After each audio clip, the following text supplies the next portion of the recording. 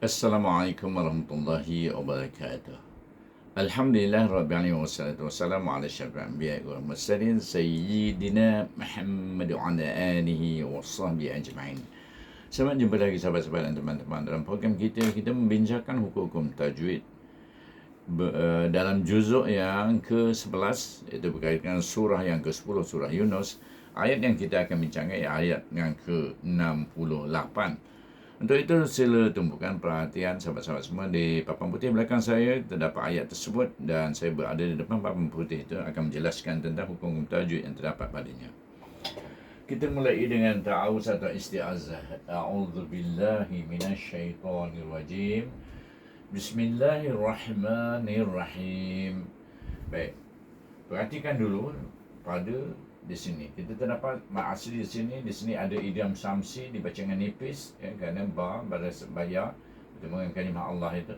Kemudian kita pada syaitan itu pun sama juga idgham samsi pada huruf shin itu yang bersifat tafadhil syai bunyi lebih menghamburan nafas itu ra dengan mat asli, dan kemudian kita idgham samsi sekali lagi nun kepada huruf ra, dan kemudian kita akhir dengan mat sukun. Dan kita baca dengan nipis bismillah ini itu sama juga dengan billah tadi, millah pun sama juga nipis. Kemudian ha kita idgham samsi kepada ra, dan ra dimati dengan ha rah, dan mim alif ni dua harakat sahaja dibaca dengan ma bukan man. Baru daripada ma kita pindah pada nirrahim. Bismillahirrahmanirrahim. Baik, kita pergi pada kalimah yang pertama qalu. Baik. Kalau kita baca qalu saja, kita baca dengan dua harakat qalu, tapi oleh kerana kita bertemu dengan alif lam syamsiah, maka hendaklah kita idgham samsikan lam baris waw itu kepada huruf ta. Qalu takhazallahu walada. Baik, maknanya kita baca idgham samsikan dia daripada lam baris waw, bukan huruf waw ini. Waw tidak mesti, hamzah wasal tidak mesti, terus pada huruf ta yang bertasydid. Qalu takhazallah. Kha, ta, kha, za bertemu lagi sekali dengan idgham syamsi, tapi oleh kerana zal berbaris alif, maka dia baca dengan tebal. Tak sama sini, ini mim baris bawah, baris siak. Ini zal baris alif, maka kita baca dengan idgham syamsi dan dibaca tebal dua harakat. Baik, terus pada hawahu, terus sambung je huwa lada. Lada, saya berhenti di sini, qaf lam ya, aulanya kita berhenti. Kita cuba berhenti wakaf, kita wakaf padanya. Baik, kalau kita sambung, kita baca dengan f wa akiki wusta dengan dua harakat kerana tanwin bertemu huruf sin. Tapi kita wakaf, elok kita wakaf, kita akan berhenti dengan mad iwad dua harakat saja. Walada, walada. Baru kita mula dengan subhanahu wal ghani. Baik, kalau sugra. Jadi kalau sama f wa akiki wusta dua harakat dengan dengung, kemudian ha alif ada alif kecil itu, dan nun alif na hawahu, subhanahu. Baik, hu ini kita baca mat asli dengan macam mat asli, tapi ha damir ini kerana ha damir ini berada di antara dua huruf baris bila kita wasal saja. Wasal itu saja wasal baca dengan mat silah kasirah dengan mat dua harakat. Subhanahu huwal ghaniyyu lahu. Baik, huwa. Baik, huwa bertemu dengan alif lam kamariyah, iza kamarikan dia pada huruf lam. Huwa alif lam wal. Wain alif gha nun ya bertasydid ni. Kalau kita berhenti, kita tekan kepada huruf ya tu.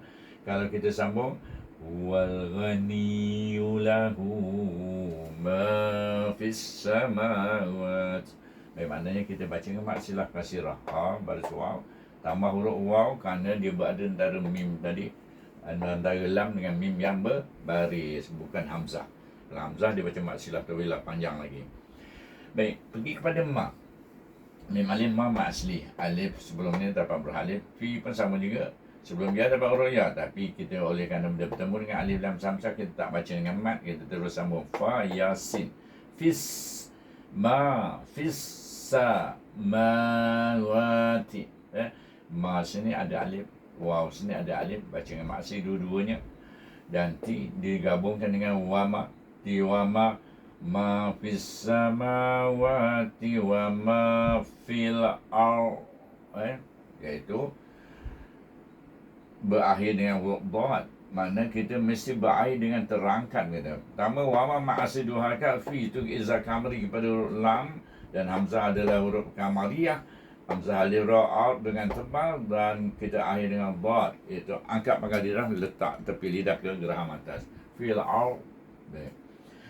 In hamzah yang nun, nampak ada tanda sukun, izharkan dia kerana dia bertemu dengan huruf halqiyah, izhar halqi. Dan kemudian an ya nun sakinah bertemu dengan huruf dal. Dal ini adalah huruf ifa yang besar, kubra. Maka kita baca maksud kubra itu cenderungnya pada izhar. In, iaitu in, pada cenderung pada in, tidak pada id, pada ed, pada dal itu tak, iaitu makna cenderung pada izhar. Indakum, jadi tak banyak bezanya cenderungnya. Dapat ada dengung indakum, mim bertemu dengan mim, idgham syafawi ataupun idgham istisghar dengan dengung dua harakat. Nun sakinah lagi bertemu dengan huruf sin, iaitu fa hakiki wusta. Tadi kubra, sekarang wusta. Wusta ni pertengahan, tak cenderung mana-mana. Jadi bacaannya min dengan fa hakiki wusta, sultanin bihaza. Sul, ta alif, ada alif mak asli. Nun ya, nun baris dua ni sebenarnya. Nun baris dua ya, oleh kerana dia bertemu dengan ba, maka dibuang satu baris diganti dengan mim untuk menunjukkan bacaannya lebih kepada bunyi mim. Itu namanya, hukumnya iqlab dengan dengung dua harakat. Sultanin pada ba, huruf bibir, bibir kita rapat. Baya biha alif ha, ada alif kecil mak asli. Zal alif, ada alif bertemu dengan hamzah dalam dua kalimah kalau kita wasal. Wasal kita baca dengan mak jaiz munfasil 4 atau 5 harakat. Kalau wakaf mak asli 2 harakat saja. Bihaza, berhenti. Kalau sambung bihaza atakulun, ku dengan lu itu dibaca dengan mak asli 2 harakat kerana selepas baris waw dapat huruf waw, selepas baris waw dapat huruf waw. Jadi kita panjangkan bunyi u tu 2 harakat. Namanya mak asli. Kemudian ala sama juga kalau kita baca ala saja, kita baca dengan 2 harakat pada la. Tapi oleh kerana dia bertemu dengan kalimah Allah bermula dengan ta'rif alif lam, iaitu alif lam samsiah, maka kita baca dengan idgham samsi dan dibaca dengan tebal kerana alam berbaris alif. Tebal Allahi la, ma mak asli, la mat tabri'ah. Sama macam asli bacaannya. Cuma kita nak sebut mat tabri'ah tu supaya kita tahu bahawa ini menafikan. Iaitu orang-orang Yahudi dan Nasrani itu mengatakan bahawa Allah mempunyai anak itu, iaitu mereka mengatakan tanpa pengetahuan, tanpa mengetahui sesuatu pun tentang Allah itu. Jangan sebenarnya, Kerana itakuluna, tak sepatutnya kamu mengaku bahawa iaitu kamu ni bercakap tentang Allah ada anak itu tanpa pengetahuan, tanpa mengetahui apa-apa tentang Allah. Itu maksudnya. Jadi sini mat tabri'ah ta'alamu tu mun dibaca dengan apa dia? Dengan ma'arif sukun, kerana sukunkan huruf nun tu tadi. Jadi kita sukunkan huruf nun, maka kita baca dengan ma'arif sukun. Baca dengan mat juga, tapi lebih panjang boleh 4, 6, iaitu gabung dengan berakhir dengan nun. Mun, pindahkan lidah kita, ujung lidah kita pada maras nun. Okey. Jadi itu saja kita baca keseluruhan ayat itu. Mana kita akan baca semua sekali. A'udzubillahi minasyaitonirrajim. Bismillahirrahmanirrahim. Tarik nafas panjang-panjang. Qala ittakhazallahu waladan subhanahu huwal ghaniyyu lahu ma fis samawati wa ma fil ardh. Indakum min sultanin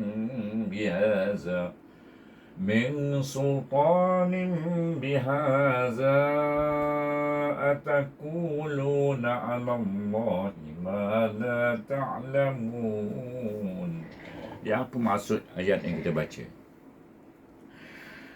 Kalau mengikut erti yang diberikan oleh Ibn Katsir, mereka dalam braket orang-orang Yahudi, iaitu ini orang-orang siapa? Mereka itu adalah orang-orang Yahudi dan Nasrani yang berkata Allah mempunyai anak.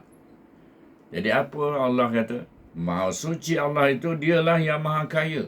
Kepunyaan segala apa yang ada di langit dan di bumi, bersama wal ard tadi, iaitu di bumi dan di langit dan di bumi, kamu tidak mempunyai hujah tentang itu. Maknanya dia bercakap tidak mempunyai hujah tentang itu, tentang ini. Layakkah kamu mengatakan terhadap Allah? Layakkah? Allah tanya, apakah layak engkau mengatakan terhadap Allah itu, yang mengatakan Allah ada anak? Apa yang tidak kamu ketahui langsung. Dia tak tahu tentang Allah. Sebab dia tak menerima Allah itu sebagai Tuhan yang mereka beriman padanya, iaitu orang-orang Yahudi dan Nasrani. Iaitu dua itu. Dan orang-orang ahli kitab juga hanya orang Yahudi dan Nasrani. Jangan silap tu. Bila silap itu yang kita dapati ada orang yang berkahwin dengan orang-orang Kristian tanpa menukar agama.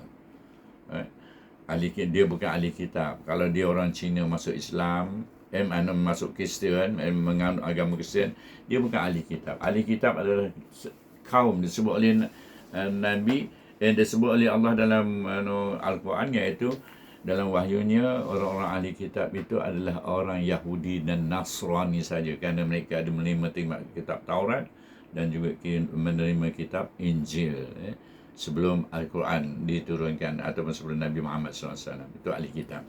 Dan bila datang Nabi Muhammad, semua akan berpindah kepada agama Allah, agama Islam, iaitu yang dibawa oleh Nabi Muhammad SAW. Sesudah yang wabillahi taufiq wal hidayah. Wassalamualaikum warahmatullahi wabarakatuh. Selamat jumpa lagi.